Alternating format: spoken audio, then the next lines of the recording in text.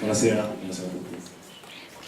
Sì, sono Manuel Del Rosso, ho 32 anni, sono di Trento e io in realtà da bambino volevo fare il Papa. E infatti vedete, anche perché in realtà questo significa che io strike per le regole di questo contest non l'avrei fatto.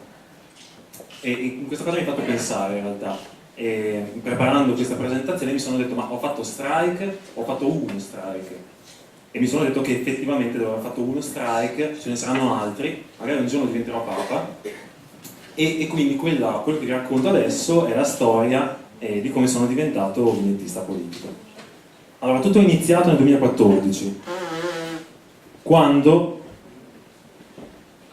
io stavo per trasferirmi in Olanda e ricevetti un regalo da un'amica, Tina, che ero invitato, spero sia qui, e che mi disse: disegna, perché comunque la cosa ti piace, ti interessa.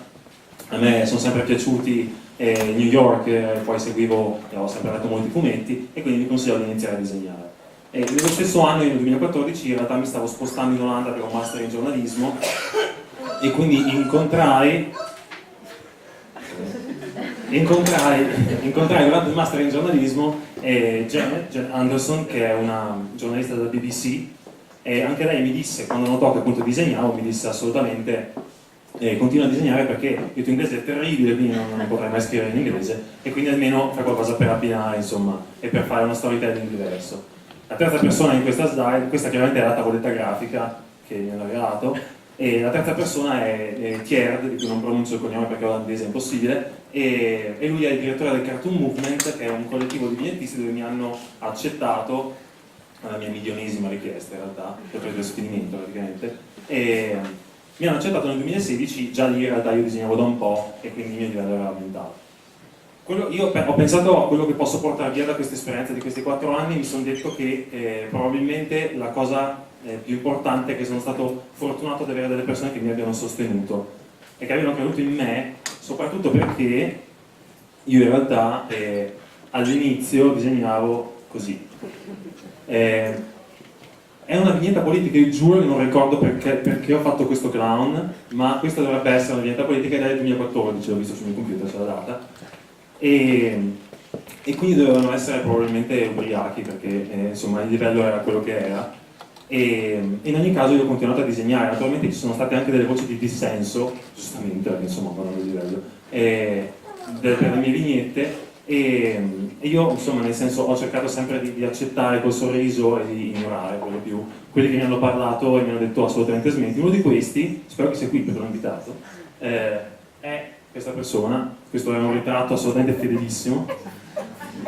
La persona si chiama Carlo, naturalmente Carlo è un nome finto, Moretto il cognome, anche Moretto ovviamente il cognome è finto, vive in piazza Ladrone, ma anche questa assolutamente è una piazza finta. E lui ho guardato i disegni, insomma l'ha girato, l'ha messo dritto e mi ha detto no, guarda, insomma non disegnare. Abbiamo avuto una discussione e è finita con appunto io col sorriso che lo bloccavo dai social, cancellavo il suo numero, e non ci siamo parlati per un paio d'anni. In quel paio d'anni io in realtà ho continuato a disegnare, e grazie appunto al fatto che insistevo fino alla morte con le persone che non mi accettavano nei loro collettivi. Tra l'altro appunto notiamo che io ho fatto un rapido conto e la performance, la differenza tra i no e i sì che ho ricevuto credo che sia quasi peggiore dei rifiuti delle ragazze che ho cercato di frequentare. Credo che sia un 10-1, veramente, ho proprio scassato l'anima dappertutto, e alla fine insomma, a forza di disegnare, a forza di insistere, sono riuscito a essere pubblicato. Adesso la lista non è esaustiva, ma questi sono dei magazine internazionali. Quello più in alto a destra è olandese, poi ce ne sono un paio italiani, e queste sotto sono le città dove ci sono appunto dei miei disegni. E quindi nel tempo, diciamo, sono riuscito a pubblicare sempre di più, a migliorare sempre di più, a avere contatti con vignettisti da cui imparare, fino a che nel 2018, quindi poco fa insomma, sono riuscito ad arrivare nei primi 100 vignettisti olandesi del 2018 per il premio Lipex, per il premio, scusate, InSpot Prize 2018, e poi ho vinto il premio Lipex, che appunto è questo. Ho messo anche la stessa camicia a po'. E ho vinto questo premio, e in realtà appunto qui sta anche la cosa interessante, cioè il premio è stato bellissimo, io ho vinto, c'era un sacco da mangiare e da bere gratis, per carità, però Il punto è che ho conosciuto tantissime persone molto interessanti. Comunque ci sono stati dei vignettisti che sono arrivati anche dopo di me, sono arrivato secondo in realtà. E terzo è arrivato Fadi, per esempio, che è un vignettista politico palestinese, che è stato anche in galera per quello che ha disegnato. E quindi io ho parlato con loro e mi sento che effettivamente dovevo aver capito, cioè doveva essere stato quello che cambiava le cose, insomma, il fatto di poter parlare con le persone e di avere dei contatti con le persone.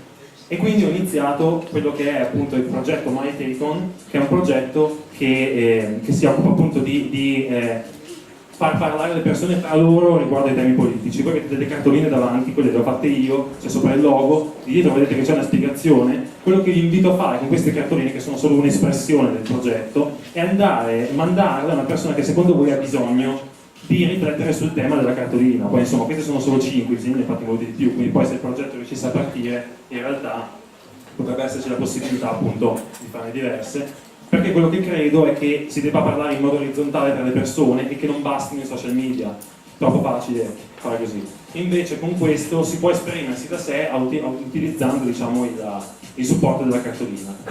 E questo è quanto, insomma, io adesso continuo a disegnare, continuo a ricevere no, per carità, anzi più di prima forse, e quindi insomma il mio strike è che vi racconto è questo. Vorrei dire un'ultima cosa prima che mi strappino il microfono e mi uccide. Vorrei ringraziare un'altra persona ancora, che è lì, l'ho stasera prima, che è mia madre, che altrimenti dice sempre che non la ringrazio. E vorrei